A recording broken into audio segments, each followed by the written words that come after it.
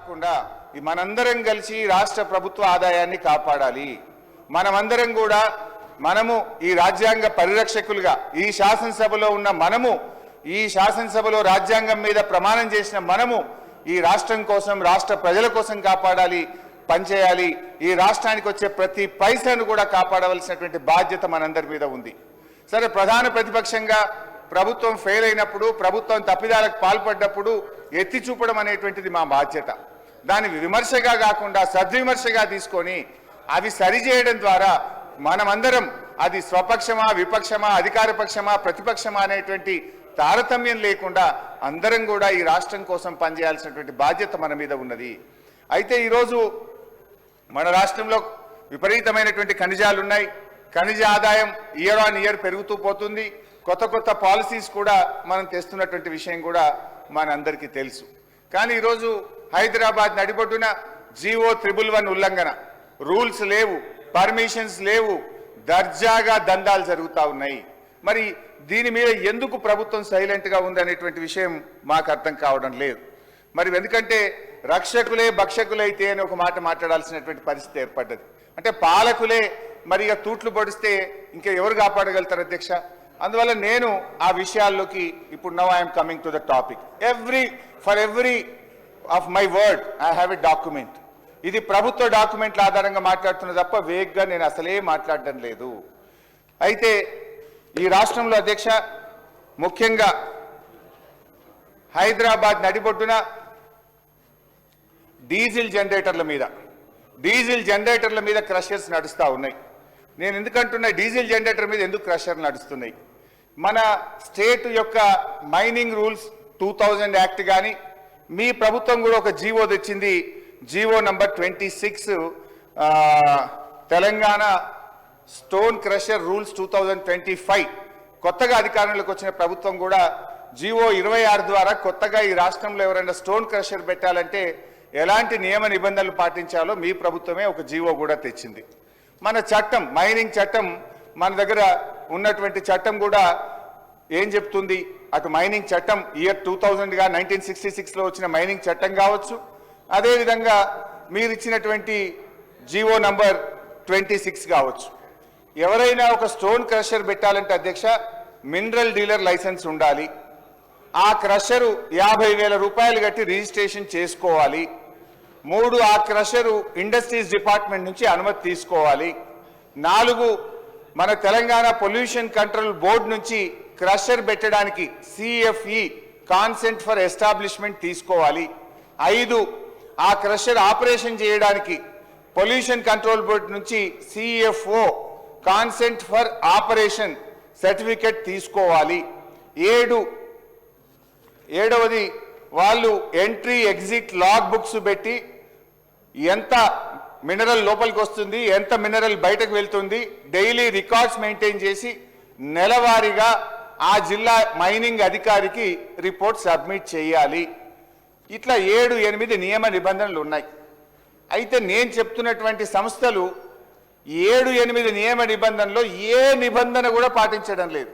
They don't have CFE, they don't have CFO, they don't have industrial department permission, they don't have registration, they don't have electricity connection. So electricity connection ఎందుకు చేస్తున్నారు? విద్యుత్ శాఖ వాళ్ళు ఒక క్రషర్కు connection ఇవ్వాలంటే ఏమడుగుతారు? నీ registration చూపి, నీ CFE చూపి, నీ CFO చూపి, ఇవి నీ మినరల్ డీలర్ లైసెన్స్ చూపి. అవేవి లేనప్పుడు ఏమవుతుంది? ఎలక్ట్రిసిటీ వాళ్ళు కనెక్షన్ ఇవ్వరు. ఇవ్వకపోవడం వల్ల ఏమవుతుంది? డీజిల్ జనరేటర్లు పెట్టి అక్రమంగా మైనింగ్ చేస్తూ ఉన్నారు. ఈ అక్రమ మైనింగ్ విషయంలో కూడా మంత్రి గారికి పూర్తి అవగాహన ఉంటుంది, వారు బాగా చదువుకున్నారు. Telangana state mineral dealer rule 2000 fundamental principles of illegal mining. ఆ చట్టం ఏం చెప్తుందంటే మొదటిసారి ఎవరైనా మినరల్ డీలర్ లైసెన్స్ లేకుండా క్వారీయింగ్ చేస్తే 10,000 రూపాయల పెనాల్టీ వేయాలి. అదే కంపెనీ రెండవసారి కూడా తప్పు చేసి మినరల్ డీలర్ లైసెన్స్ లేకుండా మళ్ళీ రెండవసారి కూడా అధికారులకు పట్టుబడితే 25,000 రూపాయల జరిమానా, 1 సంవత్సర కఠిన కారాగార శిక్ష వేయాలని కూడా మన చట్టం, మన రాష్ట్రంలో ఉన్న చట్టం చెప్తుంది. ఇప్పుడు నేను చెప్పబోతున్నటువంటి కంపెనీ మొదటిసారి మినరల్ డీలర్ లైసెన్స్ లేకుండా దొరికింది, రెండవసారి మినరల్ డీలర్ లైసెన్స్ లేకుండా రాష్ట్ర ప్రభుత్వ అధికారులు వెళ్ళి షోకాజ్ నోటీసులు కూడా ఇవ్వడం జరిగింది. మరి 2 సార్లు కూడా లైసెన్స్ లేకుండా యథేచ్ఛగా హైదరాబాద్ నడిబొడ్డున ఈ రకంగా క్రషర్లు నడుస్తూ ఉంటే రాష్ట్ర ప్రభుత్వం ఏం చేస్తుంది అనేటువంటి ఆవేదనతో నేను చెప్తా ఉన్నా. ఈ రాష్ట్ర ప్రభుత్వానికి కోట్ల రూపాయల తూట్లు పడతా ఉన్నాయి, కోట్ల రూపాయలు ఖజానాకు గండి పడతా ఉంటే కూడా రాష్ట్ర ప్రభుత్వం నిమ్మకు నీరెత్తినట్టుగా ఉంది. అందుకే మేము అనాల్సి వచ్చింది రక్షకుడే భక్షకుడైన వేళ అని. దయచేసి ఆలోచించండి. నేను మొత్తం క్రొనాలజికల్ ఆర్డర్లో సిరీస్ ఆఫ్ ఈవెంట్స్ కూడా నేను ఈ ప్రభుత్వానికి మీ ద్వారా ఈ సభ దృష్టికి రాష్ట్ర ప్రజల దృష్టికి కూడా తేవాలనుకుంటున్నాను అధ్యక్ష. శంషాబాద్ మండలం కోత్వాల్గూడ విలేజ్ సర్వే నంబర్ 62, 63లో ఇక్కడ మరి ఎటువంటి కాలుష్య పరిశ్రమలు పెట్టకూడదు జీవో 311 ప్రకారం. కానీ ఇక్కడ రాఘవ కన్స్ట్రక్షన్స్ ఒక భారీ స్టోన్ క్రషర్ను డీజిల్ జనరేటర్ల మీద నడుపుతా ఉంది. ఆ రాఘవ కన్స్ట్రక్షన్స్ కు MDL లైసెన్స్ లేదు, దానికి CFE లేదు, దానికి CFO లేదు, ఇండస్ట్రీస్ డిపార్ట్మెంట్ దగ్గర రిజిస్ట్రేషన్ లేదు. ఆ కంపెనీకి సంబంధించిన వివరాలు ఈరోజు మీ ద్వారా సభ దృష్టిలో పెట్టబోతా ఉన్నాను అధ్యక్ష. ఈ రాష్ట్రంలో కొత్తగా అధికారంలోకి వచ్చినటువంటి ప్రభుత్వం ఈ రాష్ట్రంలో ఉండేటువంటి అన్ని స్టోన్ క్రషర్స్ను ఇన్స్పెక్షన్ చేయాలని చెప్పి రాష్ట్రం యొక్క డైరెక్టర్ జనరల్ మైనింగ్ డిపార్ట్మెంట్ 21 మే 2025 నాడు రాష్ట్రం మొత్తానికి కూడా ఆయన ఆర్డర్స్ ఇచ్చినాడు. 21 మే 2025 మెమో నంబర్ 23444915 ద్వారా DMG is ordered for an inspection on all the stone crushers. దాని మీద ఇది గవర్నమెంట్ రికార్డ్ నేను చదువుతున్నాను అధ్యక్ష.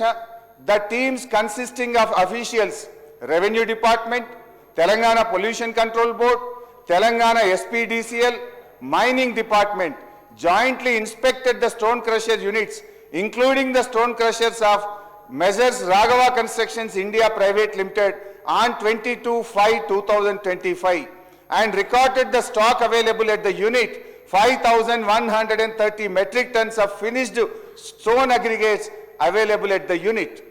Ade vidhanga this office issued showcase notice to Raghava Constructions Private Limited and requested to produce the documentary evidence of having paid seigniorage fees. The stock available at the unit 5,130 metric tons of finished stone aggregates. The company acknowledged the receipt of showcase notice. Company showcase notice receive చేసుకుంది and failed to produce any evidence. So in that circumstances, not paying seigniorage charges, fee not submitted and not replied to the showcase notice, hence the demand notice is raised under Rule 26(3)(2) of TMMC Rules 1966. So company ki showcase notice ఇచ్చినాం, స్పందించలేదు. వా show cause notice వాళ్ళు receive చేసుకున్నారు, అందువల్ల మేము demand notice issue చేస్తున్నామని చెప్పి demand notice ఇచ్చారు. డిమాండ్ నోటీస్ కొన్ని లక్షల రూపాయల పెనాల్టీని విధిస్తూ మీరు ఇల్లీగల్గా అక్రమంగా రాఘవ కన్స్ట్రక్షన్ ఇది నడుపుతుంది కనుక వెంటనే మీరు ఈ పెనాల్టీ చెల్లించాలని చెప్పి కూడా వారు డిమాండ్ నోటీస్ కూడా ఇవ్వడం జరిగింది అధ్యక్ష. అయితే అధ్యక్ష ఒక డిమాండ్ నోటీస్ ఇచ్చి వారు ఊరుకోలేదు అధ్యక్ష. డిమాండ్ నోటీస్ ఇవ్వడంతో పాటు తెలంగాణ పొల్యూషన్ కంట్రోల్ బోర్డుకు కూడా వారు ఒక లెటర్ రాసినారు. ఏమని రాసిండ్రో ఇది ఆ letter copy. This is official document taken under information act. అయితే అధ్యక్ష 8/8/2025 subject unauthorized stone crushing units located in Vattinagulpalli, Gandipet, Kotwalguda village, Shamshabad mandal. Request to take action. Em rasnaru adhyaksha, Raghava Construction survey number 62, Kotwalguda, Shamshabad. In view of the above environmental injury, Pollution Control Board is requested to kindly take action against the above said stone crushing units who are carrying crushing operations without valid CFO and permissions and causing loss of revenue to the government exchequer. వాళ్ళు pollution కు పాల్పడుతున్నారు, ప్రభుత్వ ఖజానాకు తూట్లు పడుస్తున్నారు, permissions లేవు, వెంటనే చర్య తీసుకోండి అని చెప్పి రంగారెడ్డి జిల్లా AD మైన్స్ రాష్ట్ర పొల్యూషన్ కంట్రోల్ బోర్డుకు ఇది 8/8/2025 నాడు రాసిన లేఖ అధ్యక్ష. ఫస్ట్ షోకాజ్ నోటీస్ ఇచ్చారు, సంస్థ స్పందించలేదు. డిమాండ్ నోటీస్ ఇచ్చారు, సంస్థ స్పందించలేదు.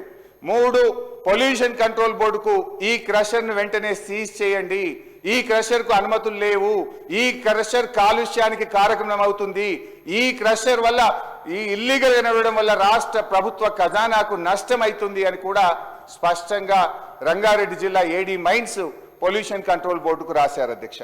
ఇక నెక్స్ట్ సార్, మళ్ళీ ఫిబ్రవరి 13, 2026 అధ్యక్ష, ఫిబ్రవరి 13, 2026 నాడు మరొక లేఖ రాసినారు.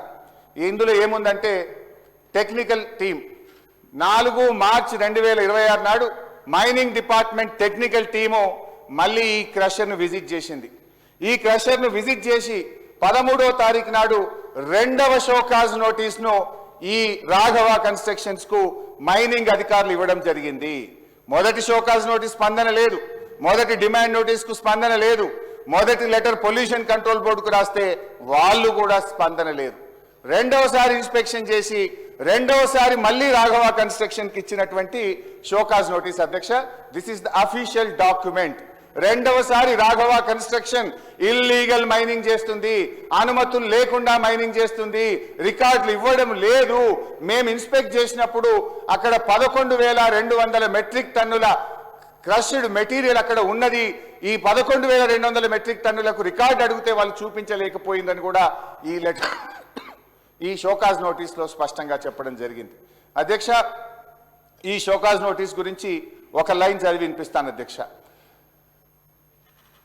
The subject and reference cited where the technical staff of this office has inspected the stone crushing unit located survey number 62 and 63 of Kotwalguda, Shamshabad Mandal, Rangareddy Jilla, Major Raghava Constructions Private Limited on 4/3/2026 and reported that on the day of inspection that stone crushing unit is working with diesel generator.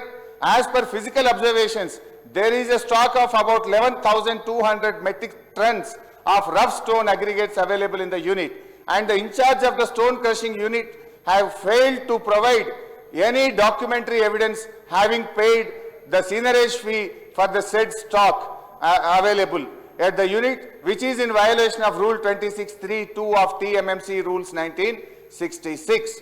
In view of the above, Raghava Construction Limited hereby requested to showcase notice why action should not be taken for collection of normal seigniorage fee along with 5 times penalty and DMFT, SMET and permit fee for the stock available at the unit Telangana Mineral Concession Rules within 15 days from the date of receipt of this notice, following which further action will be initiated as per Rules 1966. అంటే రెండవసారి కూడా వీళ్ళు ఇంత స్పష్టంగా Raghava construction కు show cause notice ఇచ్చారు అధ్యక్ష. ఇంతటితో ఆగింది అధ్యక్ష. రెండవసారి మళ్ళీ పొల్యూషన్ కంట్రోల్ బోర్డుకు మళ్ళీ ఇంకో లేఖ రాశారు. ఏమని రాశారు? అది కూడా ఇది అఫీషియల్ డాక్యుమెంట్ అధ్యక్ష. రెండవసారి కూడా రాఘవ కన్స్ట్రక్షన్స్ ఇల్లీగల్ గా నడిపిస్తున్నారు, దీనికి సిఎఫ్ఈ లేదు, సిఎఫ్ఓ లేదు, లైసెన్స్ లేదు, దీనికి ఏ రకమైన అనుమతి లేకుండా డీజిల్ జనరేటర్ మీద నడుపుతున్నారని మళ్ళీ రాస్తున్నారు అధ్యక్ష. ఆ లేఖలో కూడా ఒక పారాగ్రాఫ్ చదివి వినిపిస్తా. ఈ లెటర్ ఎప్పుడు రాసిండ్రు? రెండవసారి పొల్యూషన్ కంట్రోల్ బోర్డు కంటే 5 మార్చి 2026 నాడు రెండవసారి కూడా లేఖ రాయడం జరిగింది.